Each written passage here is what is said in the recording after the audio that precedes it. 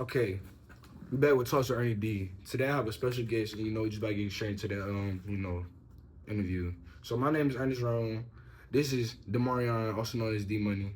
So once again, let's just jump on into it. One second, please.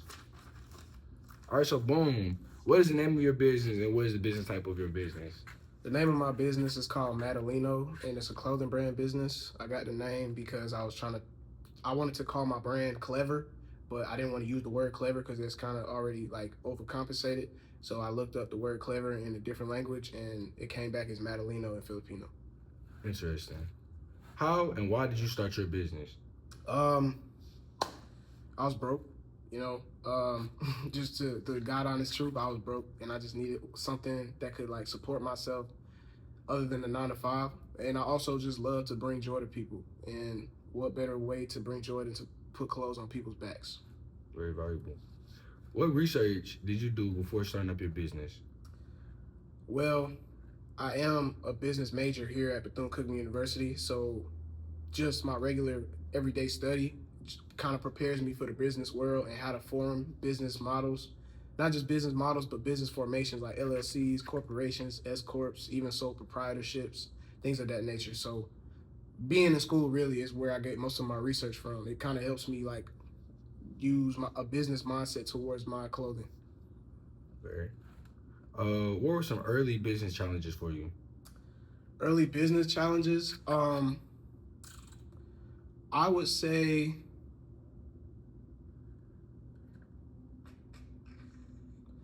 not really doing enough research on my vision. Like a lot of people have great ideas, but they don't really take into account how much these ideas cost to make real.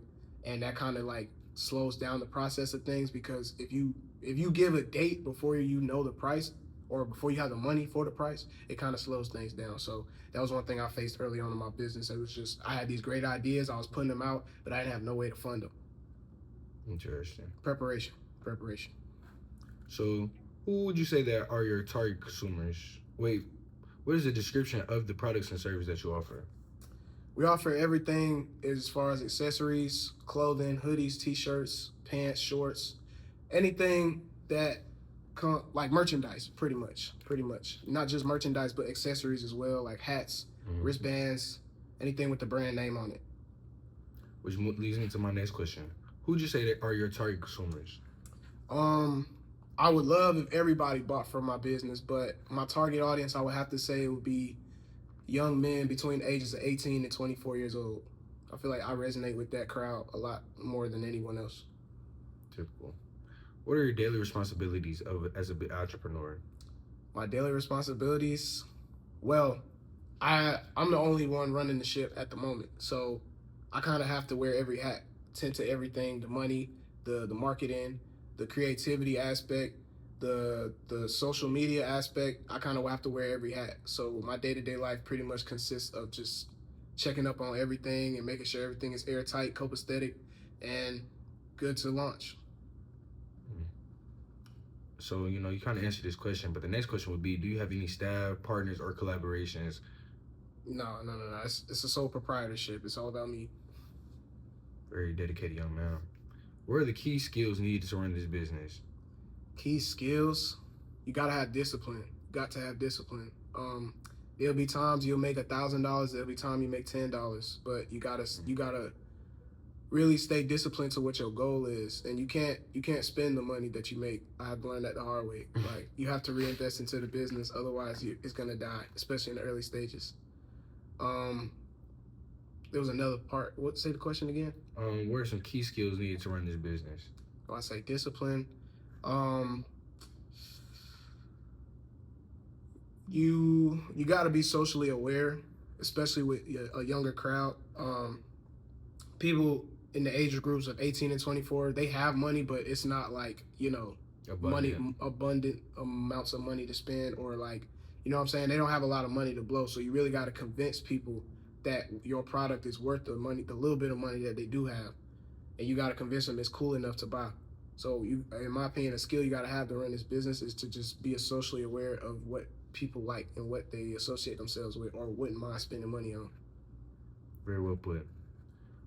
Currently, what are your decision making strategies? I mean, if it don't make dollars, it don't make sense. Very valuable decision making strategy. Did you guys hear that, ladies and gentlemen?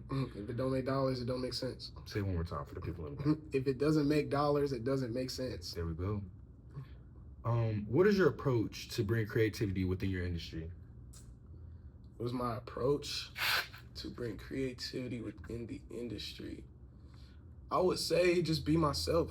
You know, Consistency. there's already thousands of different clothing companies, clothing brands.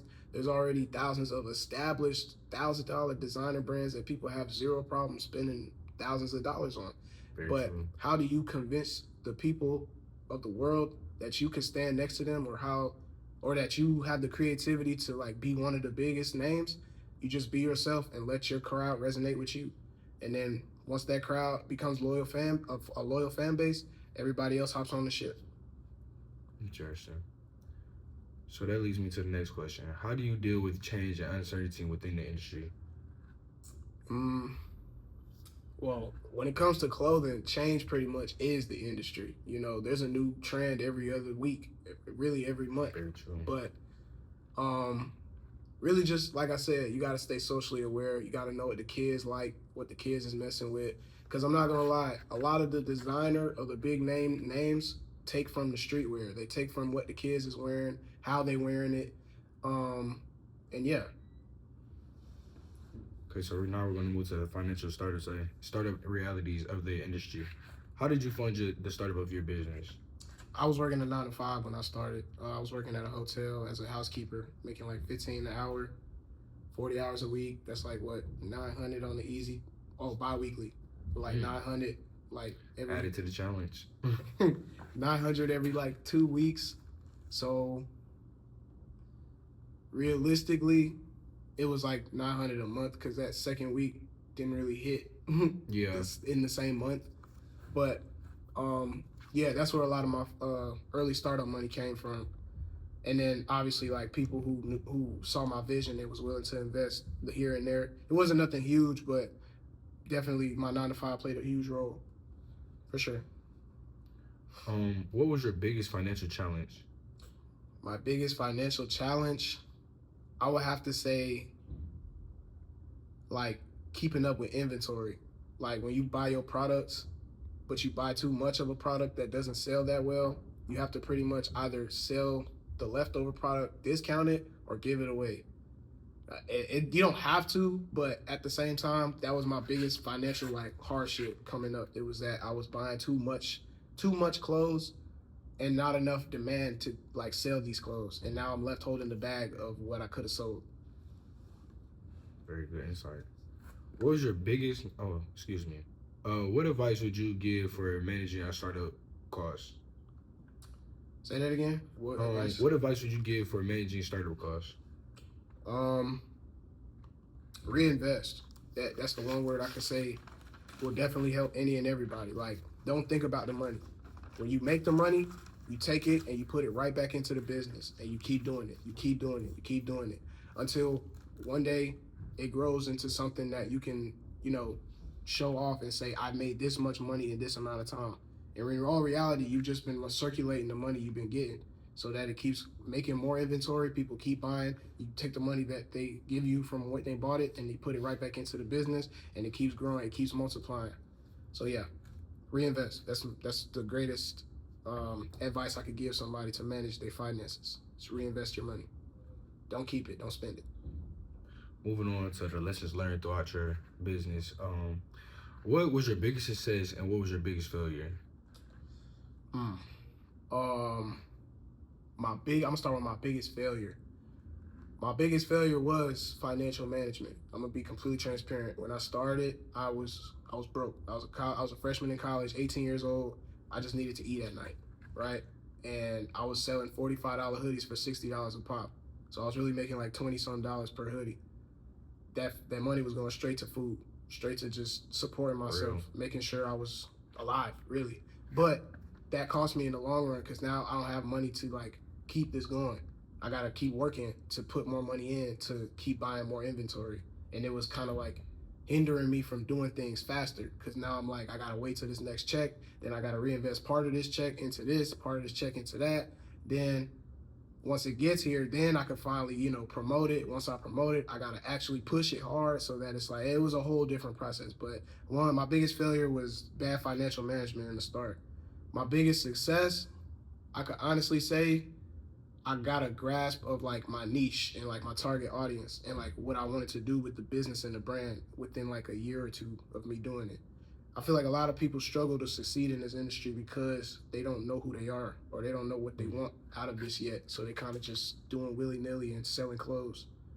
But my biggest success was finding my target audience and pushing the brand identity over and over and over again. It kind of built it up to a point where now I can make $1,000 off a drop or something like that. You know what I'm saying?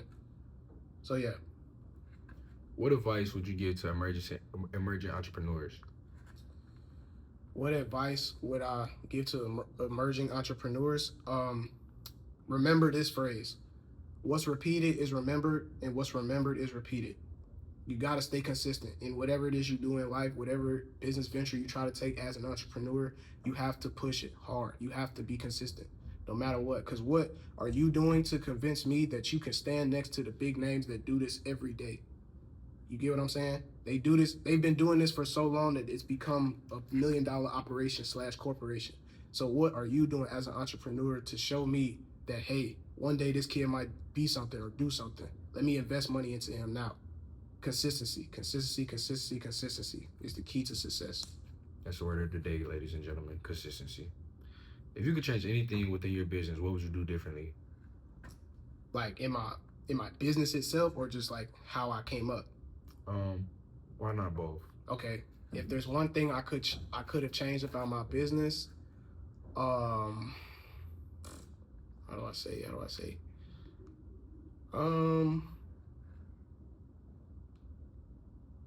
I can't really think of anything that I would change. I kind of like the way it works, even the flaws and all. Mm-hmm. I feel like everything that's brought me up to this point was both a help and a learning experience in some way, even the failures.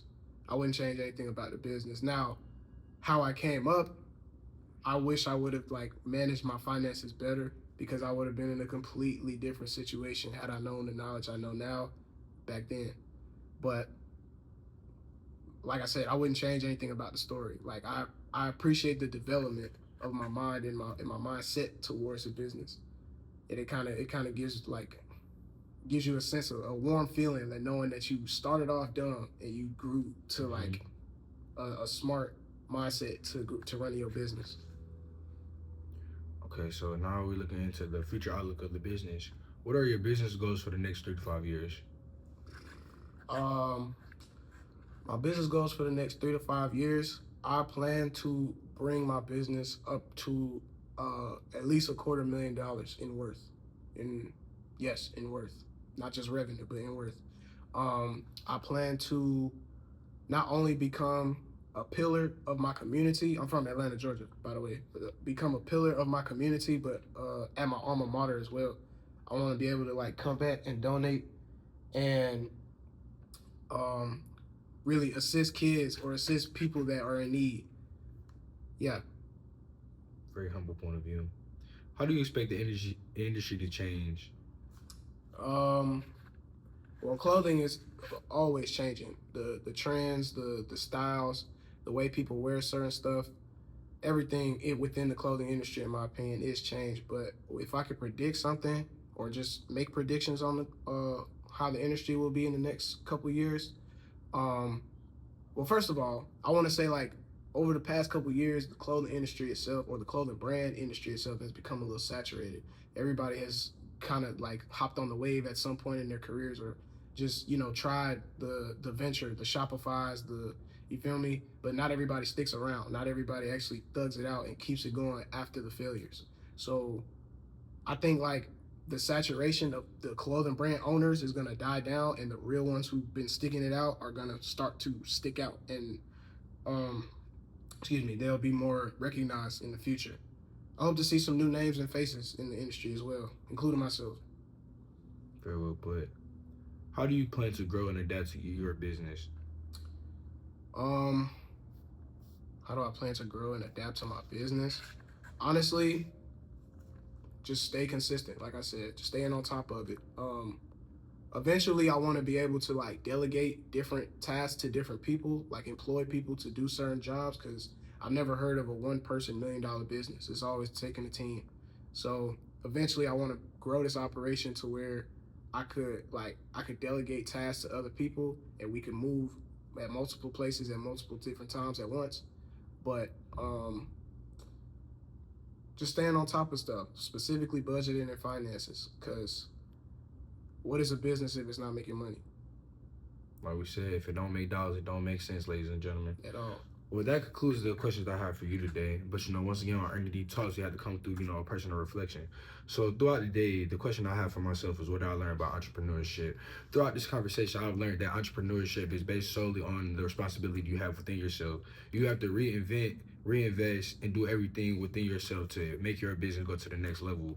You have to make yourself dollars to make your business dollars. You have to reinvest in yourself to make your business very successful. You have to put the money that you made from the business back into the business for the business to make you money. And if you choose to put yourself first, the business will not grow, and that would defeat the whole point of starting the business.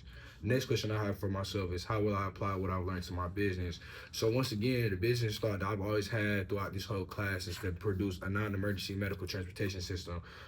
So I know solely that I'm going to have to be very responsible. I'm going to have a team solely by myself at the beginning stages. But I know once I do begin to start making profits, it would be smart to reinvest that into my business, to buy new vans, create a team of people who could help me throughout it, make me go to the next level, things of that nature. I basically need to be responsible and make sure that I'm using my money very wisely and to not make dumb financial decisions that will make my business go downhill. And the last question I have for today is how did this interview shape my understanding of entrepreneurship? Once again, this conversation made me realize that your business is just a reflection of your mind and your dedication towards your business. If you have a good mindset and you have good dedication, you have ambition, your business will be successful. But if once again you're not mentally stable, mentally responsible, you have bad financial decisions, your business will have all of those traits. So it's best to really invest in yourself, do research within yourself, and then go invest into your business and do research on your business. If you do these two things, your business will be successful. So the basic moral of the story is you have to invest in yourself before you can invest in anything else. And once again, the topic of the day that I want everybody to hear loud and clear: if it don't make sense, it don't make dollars. And thank you, ladies and gentlemen, for coming to Earning D Talks. It was great speaking with you all, and I'm out of here. Goodbye.